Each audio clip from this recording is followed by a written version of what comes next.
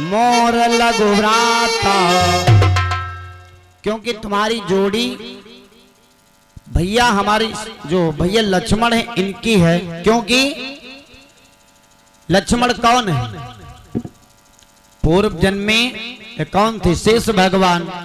और सुपर्णखा पूर्व जन्म में कौन थी? एक सर्पिणी थी और ये शेष भगवान की पत्नी थी। शेष भगवान की पत्नी थी और अकस्मात इसने गलत किया था। गलत किया तो जब इसकी शिकायत जब भगवान शेष को मिली, तो जब शेष भगवान को मिली तो इसने विचार किया। शेष भगवान कहीं गए थे और घर में ये संभर नाम का एक सर्प था, उसके साथ में इसने सहवास किया। और भान प्रताप राजा को ये जानकारी हुई तो जाकर के और संभर नाग तो भाग गया और इसकी 2-4 चाबुक लगा दिए थे। आज जब जिस समय शेष भगवान आए, पता चला, कहने लगे भान प्रताप राजा ने हमको चाबुक से मारा है। शेष भगवान को क्रोध आ गया, क्यों मेरी पत्नी को कौन मार दिया? भान प्रताप राजा, ऐसे मैं तुम्हारी बात नहीं मान सकता हूं, ऐसे मार सकते नहीं, ऐसे दयालु राजा, सत्यवादी राजा।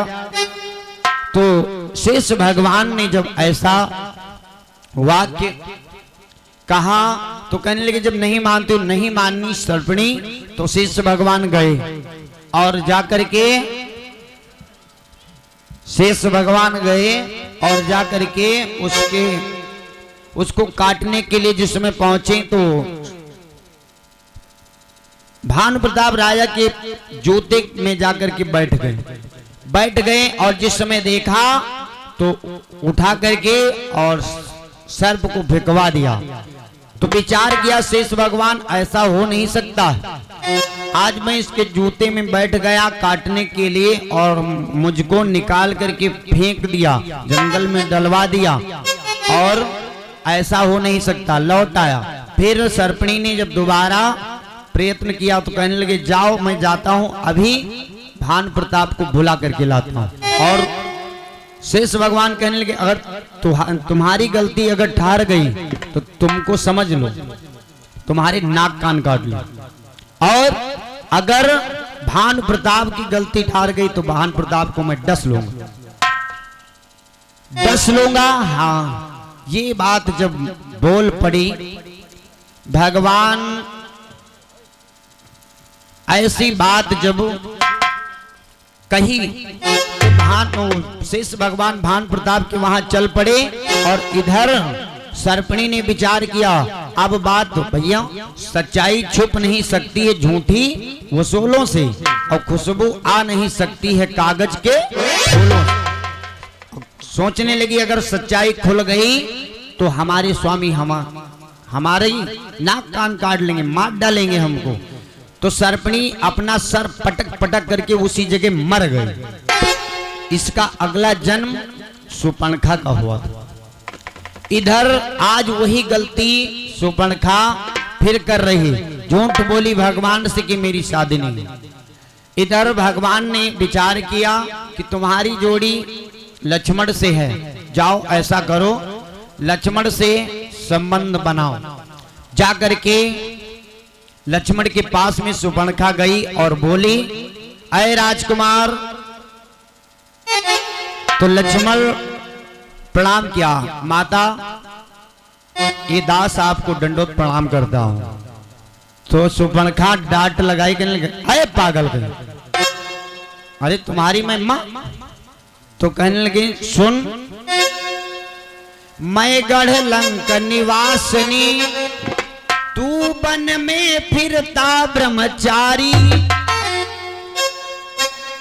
सुपर्णखा कहने लगी मैं गढ़ लंक निवासी, मैं लंका में रहने वाली, मैं गढ़ लंक निवासनी, तू वन में फिरता ब्रह्मचारी। क्षण मात्र न कबो मिलाप भयो, और कहीं कारण से तुम्हारी महत्व। किस कारण से तुम्हारी माँ हूं। तो लक्ष्मण कहने लगे सुनो, कहने लगी तू गढ़लंक निवासिनी, मैं वन में फिरता ब्रह्मचारी, तुम राम से पहले जाय मिली, इस कारण से हमारी मां। लक्ष्मण सीता को मां की समान मानते थे, सीता का कभी मुख नहीं देखते था, चरण की पूजा करते थे। लक्ष्मण कहने लगे इसलिए तुम हमारी मां के समान हो।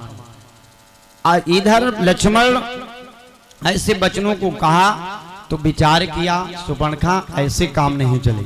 तो सुपर्णखा को कुछ गर्मी आई, सुपर्णखा सोचने लगी लाओ इनको मैं दाब अपने अहम में कुछ काम ले। तो पहले विचार किया लाओ पहले सीता को नष्ट कर दें, सीता को नष्ट कर दें और झंझट खत्म हो जाए, फिर जो कहेंगे दोनों राजकुमार करेंगे। सीता लग झपटी तो भगवान ने इशारा किया लक्ष्मण अब मौका है। उसी समय लक्ष्मण ने सुपर्णखा की नाक और कान काट ली। जिस समय नाक कान काटे सुपर्णखा भगी और गई रावण से के पास में, सारा वृत्तांत बतलाया। भैया तुम्हारे रहते हुए गजब हो गया। खरदूषण से पहले जाकर के मिली और खरदूषण ने आकर के भगवान पे आक्रमण किया, भगवान दोनों का वध किया। बोलिए सच्चिदानंद भगवान की। भगवान आगे बढ़े। हाँ, रावण से जब सुपर्णखा ये बात कही तो रावण से बोली भैया दंडक वन में दो राजकुमार आए हैं तुम्हारे रहते हुए, उन्होंने गजब कर दिया, हमारी नाक कान काट लिए। क्यों नाक कान काट लिए? मेरी बहन को कौन नाक कान काट सकता है? कितना बलशाली हो गया है, कौन है वो? तो रावण पूछने लगा क्यों बहन, किस लिए तुम्हारी नाक कान काटी गई? वहां तो कहने दंडक वन में दो तपस्वी आए हैं, उनके साथ में एक सुंदर सी स्त्री थी। मैंने सोचा लाओ इस स्त्री को ले चलें और अपने भैया को समर्पित कर दूंगी, ये मेरी भाभी हो जाएगी। झूठ बोल दी। रावण क्रोध आया, कहने लगे सुनो उस लड़की के लिए, उस देवी के लिए हमारी बहन के नाक कान काटे गए। और रावण कहने लगा मैं उसको ला करके लंका में ही, तब दिल में संतुष्टि आएगी। रावण चल पड़ा। इधर रावण चल पड़ा। भगवान सुपर्णखा ने बताया थी वो शिकार की बहुत शौकीन है। रावण गया और मामा मारीच से मिला, मामा मारीच को लेकर के आया। सारी कथा आप लोग जानते ही हैं। आया और मामा जो थे वो सोने का मृग बने, सीता के मन को भा गया। भगवान से बोली इस मृग की छाल को लाकर के प्रभु दो तो कितना सुंदर होता, और हमारे लिए नहीं सबका मन आनंदित हो जाता। भगवान उसका पीछा कर बैठे। भगवान उसका पीछा कर बैठे। लक्ष्मण को रोक गए कि आप देवी सीता की रखवाली करिए। कुछ दूर निकल गया। इधर भगवान ने जिस समय उसके बाण मारा तो मामा मारीच बहुत करुण भरी पुकार चिल्लाया, और चिल्लाया तो सुपर्ण को मैया सीता ने लक्ष्मण से कहा जाओ तुम्हारे भैया कुछ संकट में पड़े हैं। लक्ष्मण कहने लगे भैया का वचन है मैं जा नहीं सकता। भाभी मैया सीता ने कुछ अपशब्द वचन कहे तो लकीर खींच करके लक्ष्मण वहां प्रस्थान किए। इसी बीच में रावण आया और आकर के सीता का हरण किया। सीता का हरण करके और लेकर के जा रहा है। और इधर गीधराज जटायु से भेंट होती है। गीधराज और रावण में युद्ध होता है, और युद्ध होने के बाद चोंचों से चोंचन मार विदारिस देही ताहि एक क्षण मूर्छा तेही। रावण के एक क्षण के लिए मूर्छा आ गया और रावण फिर तलवार को उठा करके उसके पंख काट दिए। खैर भगवान आगे बढ़े और रावण आगे बढ़ा, लंका में जाकर के सीता को अशोक वाटिका के नीचे उतार दिया, रख दिया।